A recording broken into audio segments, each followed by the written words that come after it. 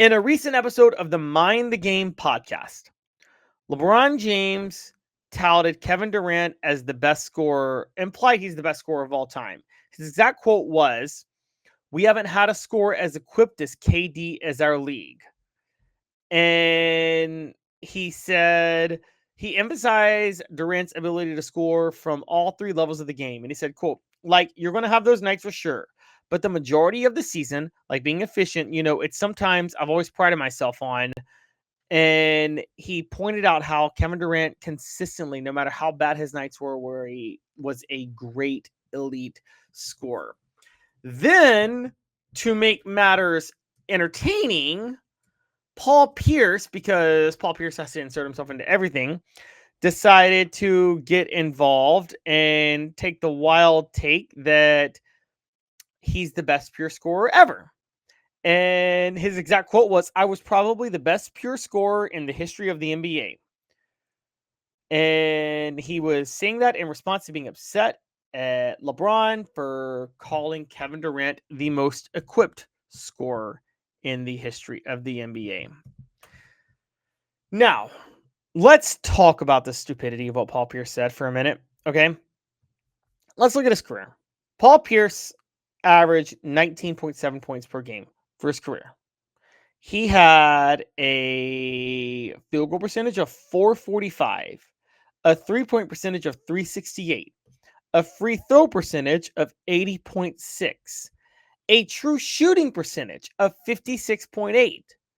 Just so you guys can hear this, and I want to say this now, LeBron has a better true shooting percentage than Paul Pierce at .590. Okay.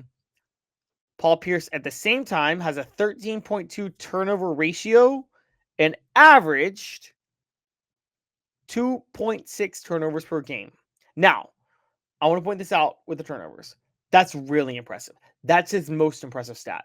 That he could average that many points and be that effective and be a leading scorer for so many years and average only 2.6 turnovers per game. I'm going to get into that in a minute on what's so impressive about that. But Paul Pierce doing that is really impressive. But he's not the best pure scorer to ever play the game. Not even close, okay? His true shooting percentage is nowhere near that. His points per game, his total points, none of these are anywhere near what he's talking about. He's not one of the best pure scorers to ever play the game. That's delusional. That's Paul Pierce being Paul Pierce. It's kind of hilarious and ridiculous to talk about. However, what about LeBron's claim when it comes to Kevin Durant? Kevin Durant, to his credit, has a .620 career true shooting percentage. And that is indeed better, by the way, than Michael Jordan's or LeBron's career true shooting percentages. However, LeBron is selling himself short when he talks Kevin Durant. And you have to wonder if he's selling himself short because he'd rather sell himself short to sell MJ short than the other way around. And the reason I bring that up is I have a hunch in my mind that LeBron would not do this if it wasn't a way to demean MJ. Because LeBron himself is a better scorer than Kevin Durant, funny enough, in certain ways, okay? Now, Kevin Durant does have a better turnover percentage than LeBron, but LeBron actually, believe it or not, averages fewer turnovers than Kevin Durant. It's 3.7 per game to 3.5. I get where LeBron's coming from, but here's the problem with scoring.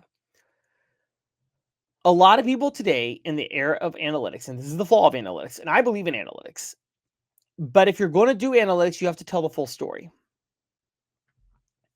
LeBron and a lot of people look at true shooting percentage to determine the best scorer. True shooting percentage doesn't determine the best scorer, doesn't determine the best shooter. It determines who was the best with their shot selection combined with the best at making shots at the same time. One of the reasons LeBron has such a higher true shooting percentage than Michael Jordan, and he does, LeBron's is .590, Michael Jordan's, to his credit, is 569 is that LeBron plays in an era that values analytics, which understands the mid-range is not worth it, so you might as well take the three or go in for the layup. Michael Jordan didn't play in that era. He took a lot more low percentage shots. Kevin Durant does play in that era. That helps Kevin Durant's true shooting percentage and LeBron's true shooting percentage over Michael Jordan's. But see, here's the crazy part. Michael Jordan's offensive win shares and offensive box plus minus are, believe it or not, better. Yes. Let me say this again. Better than Kevin Durant's. And his offensive box plus minus is better than LeBron's. And LeBron's is only better for offensive win shares because he's played longer. Okay? Why is that relevant? Because of the most underrated stat.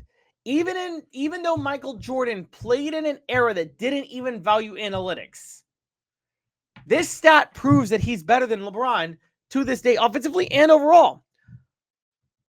Turnovers. That's right, turnovers. On paper, LeBron would seem... Let's talk about the narrative for a minute with Michael Jordan and LeBron James. The narrative of Michael Jordan versus LeBron James is that LeBron James is better at accruing the individual stats and individual accolades, while Michael Jordan is the better winner. That's a dumb narrative, and anybody who makes that narrative is actually going to bolster LeBron's point because it's so easy to dismantle it. The proper narrative to set, if you are a Michael Jordan fan, is Michael Jordan's individual numbers and accolades are actually better than LeBron's when you fully break it down. And what do I mean by that? Michael Jordan has a higher PR and better overall analytics than LeBron. Now, how does Michael Jordan have better analytics than LeBron than when LeBron has averaged more assists per game, more rebounds a game, and also a higher true shooting percentage per game, indicating that he's a better scorer? There's one stat that makes the difference. It's turnovers. Michael Jordan averaged 2.7 turnovers per game for his career. LeBron averaged more than three turnovers per his career. He's averaged 3.5 turnovers per his career. Michael Jordan is one of the best players in history at taking care of the basketball. He's got the lowest turnover percentage of any player, averaging 4 assists per game or more, with a minimum of 500 games played. He has 14 40-point games with 0 turnovers. Nobody else has more than 6. He has the fewest turnovers per game on record of anybody in the top 30 in points per game all time. Michael Jordan's most underrated, most unique, and best stat was the fact that he took care of the basketball better than anybody for his time. To average 2.7 turnovers per game with his usage rate, which is second most all time, only to Luka Doncic, who hasn't finished his career yet, is insane. He has the second highest usage rate of all time and the 39th best turnover percentage. None of the known GOATs in NBA history are even in the top 250 in turnover percentage. Magic Johnson, Larry Bird, LeBron James, Kareem Abdul-Jabbar, Kevin Durant, Shaquille O'Neal, Wilt Chamberlain, Steph Curry, all of them are outside of the top 250 in turnover percentage, and Michael Jordan's number 39. Kobe, to his credit, is number 159. Tim Duncan is number 247. But that's an insane stat for Michael Jordan, that he could be that good at taking care of the basketball when he was that responsible for scoring that many buckets and held the ball so often for his offense. That's why I say if Paul Pierce is going to check LeBron, it shouldn't be about LeBron versus Kevin Durant. It should be everybody else versus Michael Jordan, because part of being a great scorer is taking care of the basketball. And Michael Jordan was better at that than anybody ever ever. He is the best in history at taking care of the basketball, and the data proves it.